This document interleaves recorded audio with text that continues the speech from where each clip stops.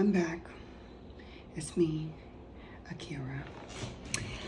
I wanted to start like a video, and I don't really know what to call the title. I'm sure that I will like come up with one while I'm talking. But hi, how is everybody? I wanted to come on here because I want to hold myself accountable for my mental health. I don't like journaling and writing it out with my hand because it just never worked for me. My hand cramps, I get tired of it, I don't keep it up. So I wanted to make a virtual journal and talk and dive deep into my mental health every day. I've always wanted to do like vlogs and things like that, and I don't like editing, so that's why I've never done them. So I think that I want to be real. I feel like in the world, substance is needed, and not substance as in drugs, but in the sense of meaning in conversations and interactions in the world. Like I feel like everybody is glued to their phone, everybody's glued to like themselves, like self-centered, like everybody on the train, on the bus, walking, like people are just not interacting, they're not talking, there's no human connection anymore. I feel like everybody puts on a face and is so fake. They post what they want people to see, but they don't post the real.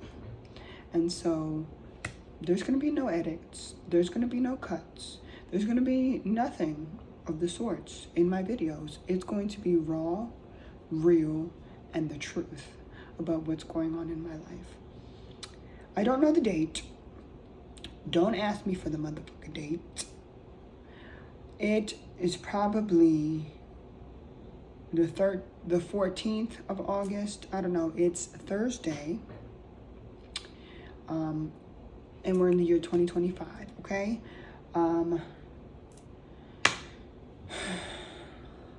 I think it's the 13th. If you go on the calendar and you look up the date, you'll know what date it is, girl. I'm not staying stuck on the conversation about it. I was released from inpatient mental health because of a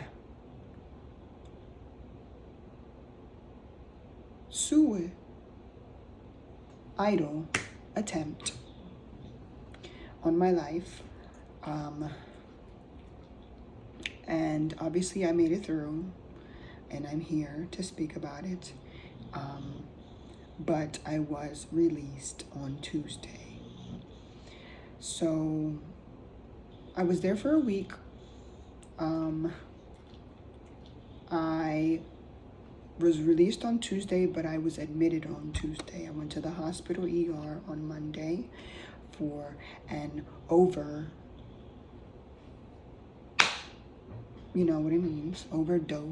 yeah, on a heart medicine that lowers your blood pressure. I was taking it for my migraines because I suffer from severe migraines, and I've suffered from it for years, but in the last 8 months it has been very extreme, and I have a headache every day. Every single day I have a headache. Either it be a very, very tiny minor one to like a migraine, and right now I feel there's a tiny like 2% migraine, and it's been for the last 8 months every single day. So I was taking a medication to prevent migraines, which it did prevent the migraines, but it didn't prevent the headaches. I feel like that's weird to say because it's like the same thing, but two different types of headaches. The reason why I attempted on my life, and the reason why when I talk about it, I don't feel any emotions, is because I am detached from reality. I have been disassociating for quite some time, and I'm sorry if you hear my dog snoring in the background. He's a bulldog. But yes, I have been disassociating for the past few months, not really interacting with the world. I'm here, but I'm not here. I hear somebody talking. I hear the conversations happening. I see me walking around and doing the things that I do day to day, but I am not consciously taking it in and, understanding it. I'm not here. I have a lot of trauma that I have been through in my life. I suffer from an infection that is lifelong, that is treated. I am in stable condition. I am treated and I cannot pass it on. But that has affected my LGBTQ community and impacted it greatly in the past. And that's all I'm going to say about it. I also am recovering from substance abuse. I was addicted to METH for a year.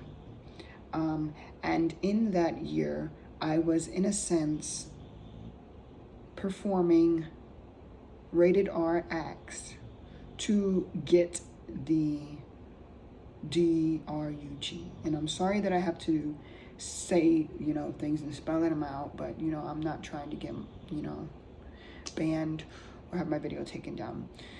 And I feel like adults should be watching this. And if you're not an adult, I think you should go study, go do your homework. No shade. But I set goals for myself in high school, and I had passions and I had goals, and I'm 24 now, and I have not accomplished them at all. I haven't made not one step towards them, and I feel absolutely drained. I feel like my life is not worth anything. I feel like I have lived my life doing absolutely nothing, just wasting my years, wasting my time here on the earth, not giving back to any good causes, not doing anything of substance. And that led to my attempt, as well as the trauma that I have endured with religion, with family drama, with my transition from male to female, with not being on my antidepressants for a couple months, because I take it, I start to feel better, I think I don't need them, and so I stop taking them, and then I get down bad, I get put back on them, and I continue the cycle for years and years and years. And I haven't dived deep into my trauma, and so I'm continuously reliving the cycles because I'm not allowing myself to heal in the first place. So there's that. I was having relationship problems as well. My mood with not being on medicine was absolutely all over the place. And I was good one day, I was bad the next day. 1 hour I'm happy, the next I'm angry and I'm throwing a fit, I'm crashing out multiple times. The one thing spirals into another, and from there I'm completely crashing out. And so the day of my attempt, everything that I have been through in my life came up. I was shaking very violently. I was pacing back and forth in the room. I was punching things, I was throwing things, I was crying, I was screaming, I was just going off on a rail. I was saying so many hurtful things to my partner, and I was literally in a crisis. I was in a crisis, and I was not okay.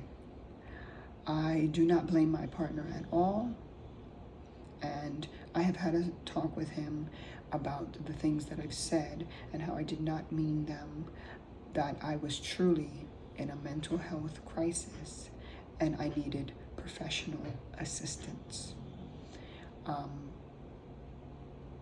The day of my attempt, after I did it the way I did it, my phone was off. To give some context, my phone was off. I could only FaceTime audio or FaceTime, video. I was on a FaceTime audio with my partner, and I was just crashing out and crashing out and crashing out. And I told him that I was done. I give up, and I was going to end it. And then I hung up. I proceeded to do what I did, and then he kept calling over and over, trying to get me on the line to know that I was okay. He finally got me on the line again, and I was drained. I was so disconnected. I was so numb. I was like, it was just everything. Like, I answered the phone in such an attitude that I was like, what do you want? Just please leave me in peace. I just want to go in peace. I was drained, just absolutely. He called the crisis line. They sent people to my house. He also called my sister, who then notified my mother, who then notified my cousin, who lives in the same development, to come over and check on me. I let my cousin in. It was probably like 15 minutes after I did what I did. And she came, she made me throw up. And then he got here, the crisis people got here, and then the ambulance, and then the police. And then I was immediately put into the ambulance and taken to the hospital emergency room, where they monitored me overnight. I got there at like 5 or like 6 o'clock p.m. and they monitored me overnight, cleared me at like 4 in the morning, and then the crisis people came in and talked to me at the ER, sent me to a LGBTQ plus inpatient. I signed the papers. I agreed to go there. I signed myself in. They did 302 me. The ambulance came to get. I didn't sleep at all. Mind you, I didn't sleep at all in the emergency, not 1 week. I had, a person watching me in the room. Obviously, I wasn't shackled to the bed, but I did have a one-on-one supervision. And I wasn't allowed to have my phone, the things that I brought. I did pack a bag before I got in the ambulance. I did bring some, like 4 outfits, because I knew they were going to send me to inpatient. I didn't bring any medication. My partner later brought it at like midnight. When the crisis people first came in and talked to me and said that in order for me to be admitted to an inpatient, I had to have the medication that I need to take every single day, because they won't have that on deck at the inpatient. So my partner literally just left at like 10 and then had to come back at midnight to bring me my medication. He brought all of it, every single bottle that has my name on it, of every single medication I've ever took, which is okay. The ambulance came and picked me up to transfer me to the inpatient facility at, he's so loud, isn't he? A grown-ass man in a dog's body. They came and picked me up at 8:40 a.m. And then I was taken over there. It took about an hour and some minutes to get there. I was admitted, in the inpatient, obviously if you've never been to inpatient, they admit you, they go through every single thing that you brought in. They take out shoelaces, strings, they have to cut out the strings of pants. You're not allowed to have any bras with any underwire. They take away anything sharp, anything that you can, hurt yourself with, every single thing. They have to go through a list. Every single place is different, but they take away everything. They either cut it out, rip it out, whatever they have to do, because you're not allowed to have it. So I wasn't allowed to have my shoes, because I was like, just leave the shoelaces in there, and just put them in the locked closet that we're not allowed to access. After that, they have to perform, the nurse has to perform a skin check on you. So you have to strip. For me, it was, you know, everything except your underwear. They have to check your arms, your legs, make sure that you don't have anything that needs medical attention. And they have to, like, you know, they mark. If you have tattoos or anything like that, they mark it. So that way, like, if you perform anything in this place, they know it. Because it's already marked of what injuries you have, what tattoos you have, any markings that you have on your body when you arrive there. And they do that just in case if you do harm yourself, and they do find out when they do perform another skin check, they can say, hey, this wasn't there before. After they do the skin check, you are allowed to put on clothes. If you don't have clothes, they provide like these paper scrubs for you that have no laces, no, you know, no buttons, no nothing. That's what you wear if you don't have clothes until you can get clothes, or you wear that for the entire time and you just get new ones every day. The room is a bed, which is like a wooden thing that's stuck to the wall, and then they have a mattress on it, so that way, like, you can't, there's no bars, nothing metal, like, it's just like everything is safe. There's a desk that's stuck to the wall, there's a chair, and then there is, you know, windows. I had 2 windows in the room with blinds, but the blinds were like safe blinds that, like, you can't, like, use them to harm yourself with. There's 2 windows because it's like the window that, you know, opens, and then there's like a really hard glass that's like after it, so it's like 2 windows basically for safety. The shower, the toilets are like these metal toilets with no, like, it doesn't go up or down, like there's no toilet lid. You're not allowed to have any trash cans or anything. They give you like this big paper bag, brown paper bag, and you, like, they change it every day when the maintenance comes and cleans every single day, or housekeeping, I mean. The shower, it was like a circle thing that you would like turn the water on, and in the shower, like, there was no hooks or anything, like, it was just like a space in the wall, like a hole or whatever that was like made, and that's where you put like your soap and stuff like that. The sink was no handle. It was like those automatic ones that, like, motion censored. There was a soap thing, and then there's a paper towel thing, and what else? I'm trying to think. There is a curtain for the bathroom. There's no doors. There's a curtain because you have a roommate. I didn't have a roommate the time that I was in there, but you do have a roommate. So there's a curtain for the bathroom, and then obviously, like, in the shower, there's another shower curtain. Yeah, so hygiene, you're not allowed to have it, like, at all times, you know what I mean? Like, you have to ask for your shower caddy, which is like your shampoo, body wash, toothbrush, toothpaste. You're not allowed to have a hairbrush. I could only have a comb that they have there. And, you know, you're allowed to bring in things like makeup and things like that, but they have to, like, watch you do it. But, because, you know, sometimes makeup has, like, the mirrors in the compacts. Yeah. So you have to ask for your shower caddy if you want, like, to do anything of hygiene, and then you got to return it back to them.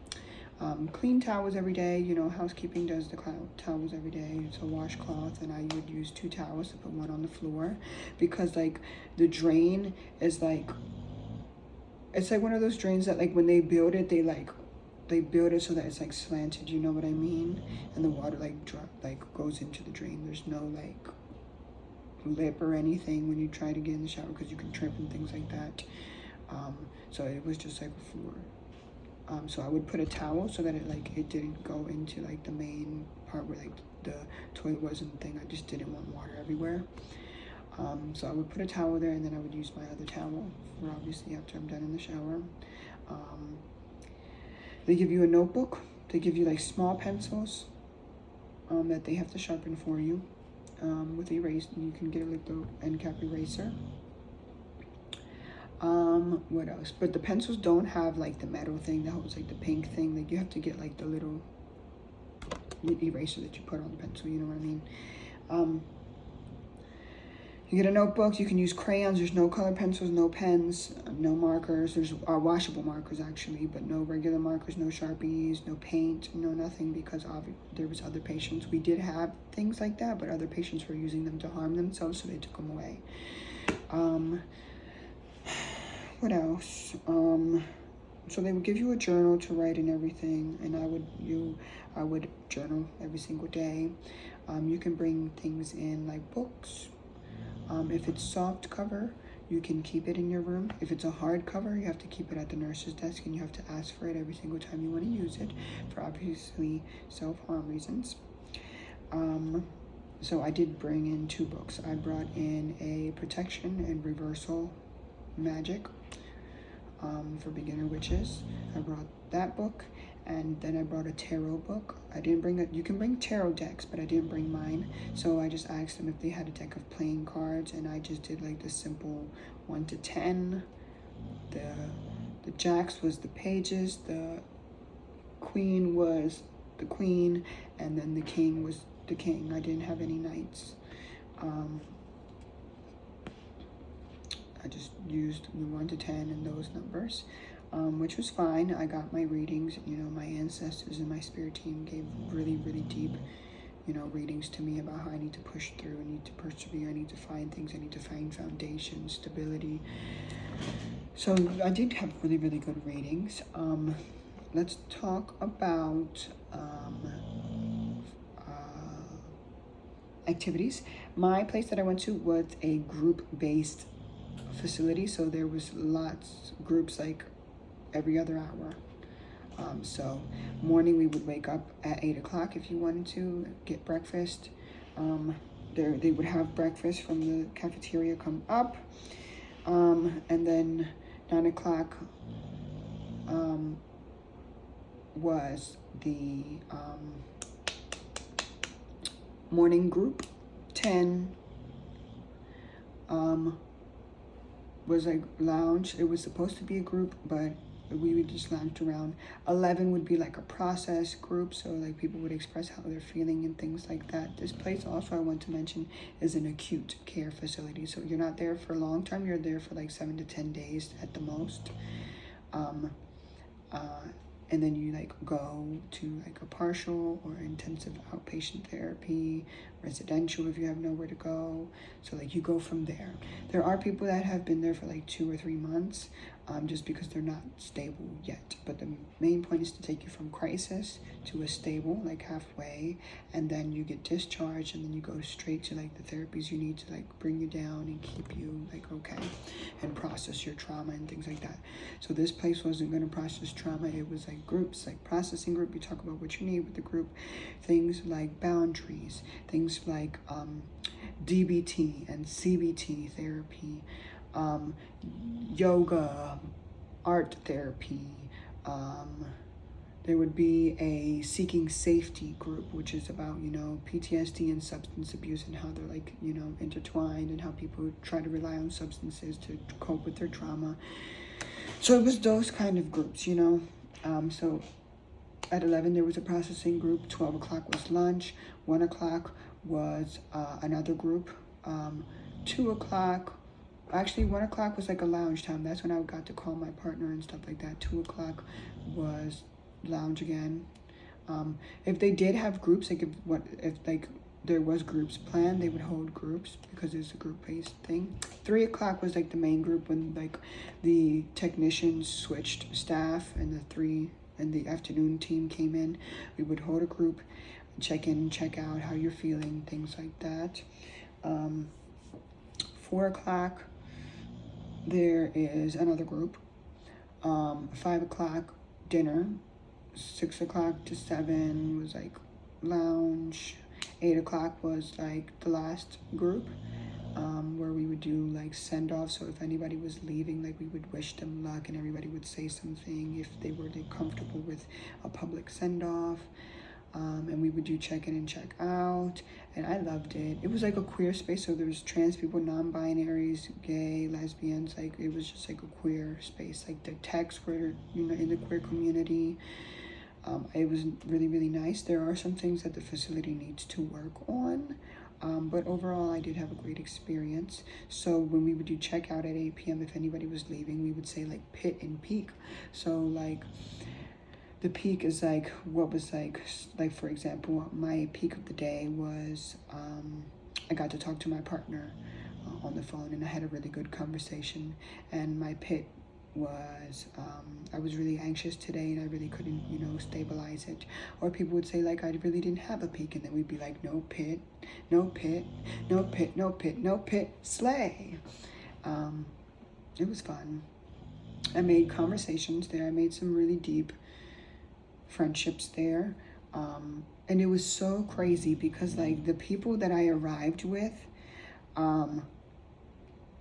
like the last 3 days before I left, like everybody was leaving. Like it was some people from the group that came in with that we made really good friends with, and then the next day was some others, and the next day was some others, then it was my turn. Like it was just so bittersweet because like everybody I came in with and everybody that I saw made deep connections with, it was like we all graduated like around the same time. I still have some friends that are in there because they're just a risk to themselves, but I really do hope that they get out. They live close to me, and I really want to be their friend outside of there. It was amazing. What else? You get a social worker, you know, you get back on your meds.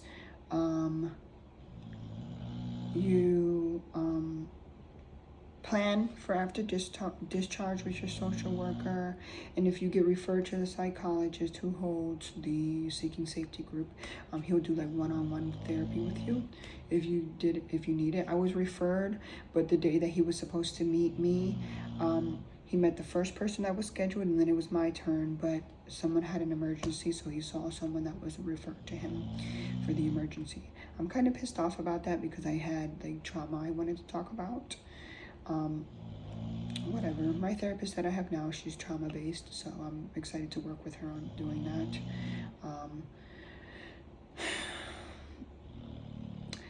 It was rough. I cried so much while I was there.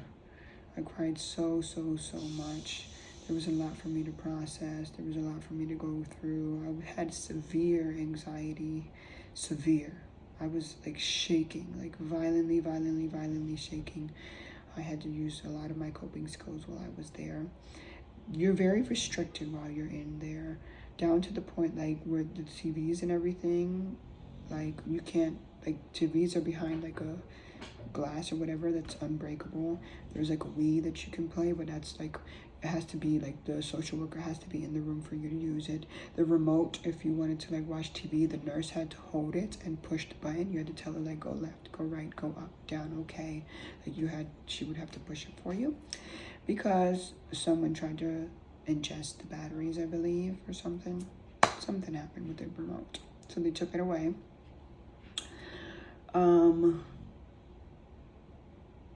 They took a lot of things away because people were hurting themselves with it. Instead of restricting that person from it, they restricted the entire group, which I don't agree with because, you know, not everybody's going to swallow the remote. Not everybody's going to hurt themselves with a pencil. Not everybody's going to hurt themselves with a colored pencil, a pen, things like that. In other places that I've been to, they'll give you bendy pens like that are wrapped in like a thick, soft plastic. And sometimes there's bendy pencils as well. There was books. I started reading this book called The Body Keeps the Score, which is about trauma and how the body stores it. So if you know that book, it's a really heavy book to read, like very triggering. I loved it. Some people, like the patients there would say like, that's a really good book, but like you need to be ready to read that. Like they would be like, are you sure you're gonna read that? Don't, you know, if you're triggered easily, don't pick it up, don't read it. But I am not really triggered easily, and that book was very insightful. I want to buy it because I didn't get to finish it. So if you have trauma, And you want to know why autoimmune diseases are like this with people who have trauma? Really read that book. And it explains how the body really responds to trauma and how you get sick. You get physically sick. You get physically sick from trauma. Literally, there's diseases, things with your liver, things with your brain, things with like autoimmune diseases. Like, it was a book about like somatic healing, EMDR therapy. It was the history of trauma. And it's really heavy. It talks about like veterans who, come back with PTSD because of the horrible things they did. Offing babies, raping women. They deserve that trauma. I don't give a fuck. You deserve it. That's some horrible shit that you did. Horrible shit. And then you come home and no wonder you are in a domestic, you're the abuser in a domestic violence situation. While you're drowning in alcohol, while you're drowning in substances, like, no wonder the horrible shit you did. Talks about that. It talks about, child essay. It just goes into trauma. I suggested, if you like a holistic healing and like really understanding how trauma works in the brain and everything, I really like it. My therapist that I have now, she really enjoys that book. She's a trauma-based therapist, so she actually sent me like a cheat sheet of what that book like says. And so yeah, she's gonna find me like the digital version of it for free, so I don't have to buy the book. Love her. She's so wonderful. I'm ready to start the therapy with her and get over my traumas that I've been in. What else about the facility? I did have one visitation. My partner came. He was very supportive. Very, very, very, very, very supportive. I think before going in inpatient and being admitted, and before my attempt, me and my partner did talk about me going to inpatient, how I needed it, but I put it off because of this immature thought that he would cheat on me if I was in inpatient. He would just give up and be like, okay, she's crazy, I can't deal with it anymore. It was such an immature thought that I regret it now, because I put off treating my mental health because of it. And it's so fucking dumb, that thought, because I trust him. He would never, ever, it was such an immature thought. He's the type of person, if someone made a move on him, he's gonna be like, babe, that person made a move on me, don't invite that person over again. He would just tell me right away. And I would do the same. So yeah, I was released. I'm still numb. I'm still reintegrating back into society, and the littlest things overwhelm me. The day I was released, he wanted to go to the store and get some groceries, and I was I'm overwhelmed. I'm disassociating on the way home in the car, and I'm like, babe, I can't. I was just gone from restricted and watched. There's they come and check on you every 10 to 15 minutes. I felt like that door was opening in my room and closing so many fucking times to just check and be like, hey, are you okay? Because they have to check on you. So I was so restricted, so restricted. And I was just, released. So it's from that to this, and I'm there's no in between. Normally you would go to partial, but I can't get there. There's no transportation for them to come pick me up. It just didn't work out. So I didn't have that kind of in between step. It was just released. It was restricted to just released. And my brain still to this day, it's Thursday, I can't. I went to the gym yesterday, and I told my partner hey, I'm excited to get back into the gym, but on the way there I was hey babe, I'm extremely anxious. like extremely. I just got a little emotional there. Like, it's a lot. It's a lot for me, and it's a lot. I can't take it. So I had to get like my little fidget puppets, like, you know, those little puppets that the kids play with, like the bubbles, and you pop it and turn around, pop it. I had like a little tiny one that kept me going and inpatient. Like, I was literally shaking. I was like this and inpatient. I started my medicine and they said there's an adjustment period and people get like severe anxiety the first week. For some people it's that, some people it's not working and it just made it worse. So we're still seeing. I feel like it's calmed down now that I've been removed from inpatient, because also being restricted severely impacted my mental health. It was not helping at all. I had to get out of there. So I actually signed a 72-hour form, like saying, hey, y'all got 72 hours. I need to get the fuck out of here.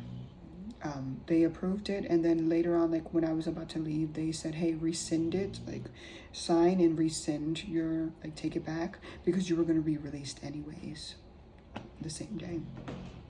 So they said it would look better for insurance if I rescinded it, so I signed it and I was like, okay, I take it back. What else? So at the gym yesterday, you know, I was like anxious. I was so fucking anxious.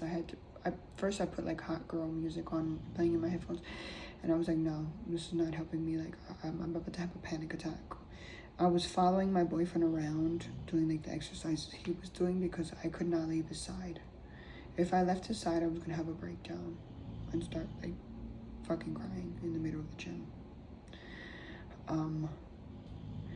So I changed it to like metal music in my ear, like metal, because like I relate to a lot of metal music right now, like metal music saying like I don't belong here, like I just want to fucking disappear, like just heavy, that like really angry metal has been keeping me like going. It's like cathartic in a sense, if that's the word. So I was like so anxious. I pushed through, I made it, I did a good workout. And I think today I'm gonna try to branch off away from him. We'll see. I'm still recovering, and he's been helpful. He's been there for me, and you know, he realizes that like she's like very like touch and go. But I did have intimacy with my partner since I've got back, and it was very passionate. I needed it. I missed him. He was there for me. So I'm glad that, you know, the sensual aspect and like that has returned to like a normal state, because before I was very hyper sexual, like very, very, very hyper. And that was just my depression. My depression was manifesting like that. I'm diagnosed with, what is it, the major depressive disorder, like the severe depression, and also chronic anxiety, PTSD, ADHD, so neurodivergent. So a lot of DBTs don't really, the standard DBT that you learn like doesn't help, because I'm like neurodivergent, and so like I need like a neurodivergent DBT, which my therapist like understands, and she's perfect. I love her so much. So yeah, I was returned to a normal state, where I was able to, you know, have it with my partner, because I needed like a connection. I needed it. So we're doing well in that aspect. I'm calm. I'm on a mood stabilizer. I'm calm. He's noticed that, you know, I'm not 10 to 1, like just back and forth on like the mood swings, which I do like.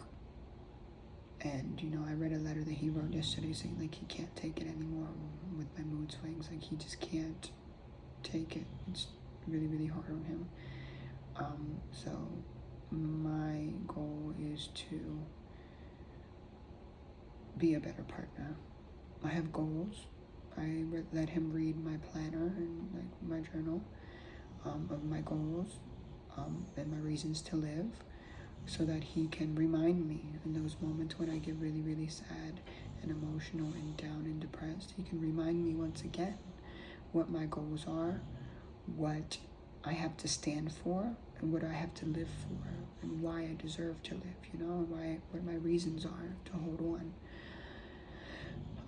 I asked my therapist to send me some information as well for him to read, so that he can have like a baseline understanding of like a crisis and safety planning and things like that, so that he can help me. Because one of his main things would be like, I'm not a therapist, I'm not a psychologist, I don't know what to say, babe. Like he would say that. So I've asked for some resources. Yeah, I'm hanging in there, and I think that's all I have to say for right now. I will continue to make videos. I'm going to hold myself accountable. This is my digital journal, and I'm being very honest and very real. So there are going to be moments when I, might come in with like a video of me going through therapy where I'm crying and sobbing, because everybody shows like the good things of therapy, but nobody wants to show like the ugly crying and the healing that comes from it. And I believe